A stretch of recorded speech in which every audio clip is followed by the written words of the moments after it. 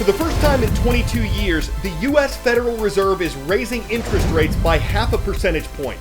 That's what we're breaking down first today. I'm Carl Azus.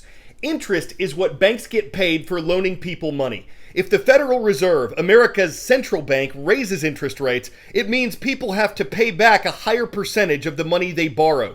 Why would the Fed want to do that?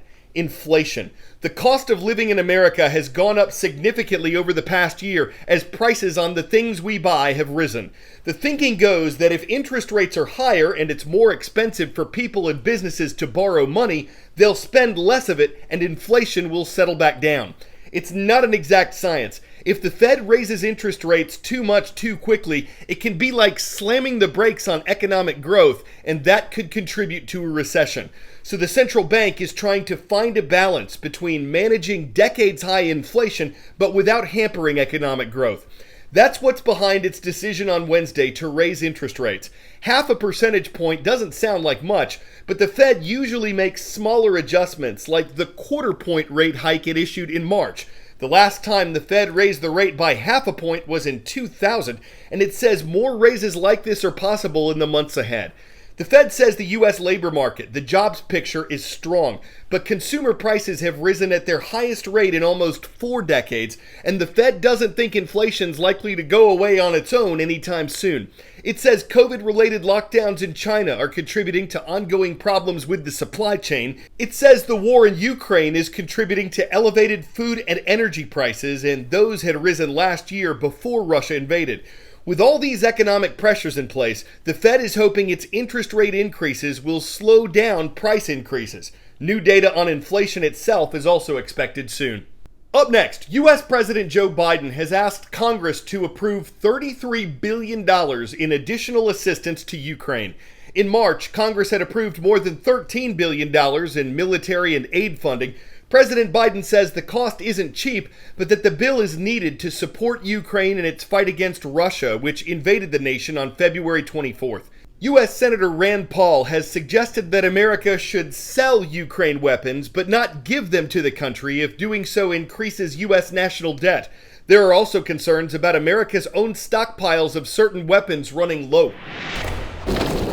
The stunning success the much smaller Ukrainian military has had against the Russian invaders would not be possible without the billions of dollars worth of U.S. and NATO weapons flooding into Ukraine. Notably, the thousands of easy-to-use, highly portable American Javelins and Stingers that for more than 2 months have taken out countless Russian tanks and aircraft. Sometimes we will speak softly and carry a large javelin, because we're sending a lot of those in as well. So many, in fact, that now the U.S. inventory of Stingers and Javelins is running dangerously low. The closet is bare. Just to give you one example, the United States military has probably dispensed about 1/3 of its Javelin anti-tank missiles to Ukraine. While the U.S. wants to give Ukraine what it needs, Pentagon war planners must balance that with not letting supplies dip below what the U.S. needs. I think we're at that moment now with Javelins and Stingers. The recent aid packages have not included any more of these missiles. To me, that indicates that the war planners have raised a flag here, and the civilian leadership doesn't want to exhaust these inventories further. The Biden administration has just requested almost $5.5 billion from Congress to replenish its stocks. But the Pentagon insists the aid packages for Ukraine have not hurt overall U.S. readiness. We will never go below our minimum requirement for our stockpile. So we will always maintain the capability to defend this country and support our interests. 1,400 Stingers, about a quarter of the inventory, experts and lawmakers say, has been committed to Ukraine. The Stingers manufacturer, Raytheon, which also makes the Javelin, says it no longer has some of the electronics parts, so the Stinger needs to be redesigned. We have a very limited stock of material for Stinger production. We've been working with the DoD for the last couple of weeks.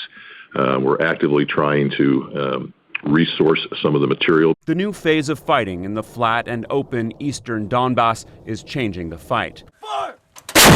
The U.S. has just committed almost 100 howitzer systems and tens of thousands of artillery shells. But it's the Stingers and Javelins that have had the greatest impact. And now, according to manufacturers, getting back to pre-Ukraine inventory levels is going to take years. 10-second trivia. Which of these options occupies the greatest surface area? Ross Sea Ice Shelf, Germany, Lake Michigan, or Great Victoria Desert? With an estimated area of 182,000 square miles, the Ross Sea Ice Shelf in Antarctica is the largest of these options. Scuba diving with leopard seals and a really good dry suit. Ski mountaineering, where you actually hike up the mountain you ski down. Kayaking between icebergs and whales, and caving through frozen caverns. All of these activities are possible for those with the means and the motivation to explore the frozen continent.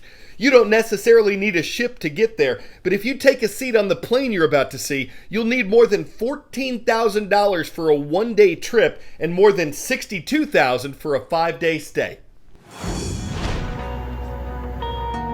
I can't say I've ever flown anywhere that would be as challenging as Antarctica.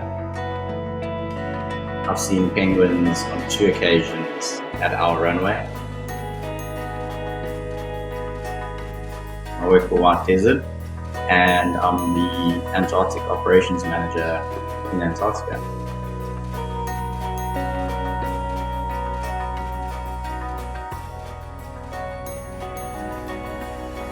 Everything has to come with you. There's no shop that you can pop down to.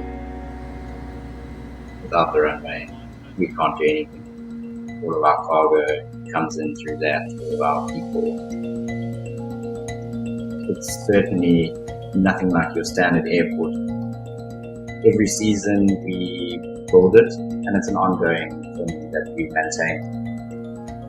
All the ice in Antarctica is slowly moving towards the ocean, so it moves about 18 meters every year. So every year we come back and realign it. One of our biggest issues is the heat. When the runway gets to above a certain temperature, we can't land planes any longer because it's just unstable, and obviously it's very slippery. For every single flight, we do friction testing. Then every season, we'll do ground penetrating radar to make sure that there's no crevasses or anything under the runway. It's fine. We have just landed on runway 175.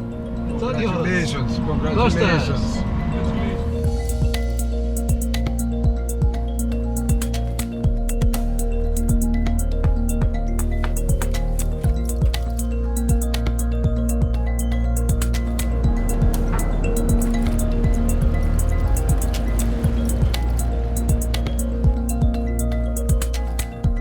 Spending time in Antarctica is a huge adventure. Every time I get off that plane, I still get that same feeling of just awe. It's the most amazing place to live for a little while.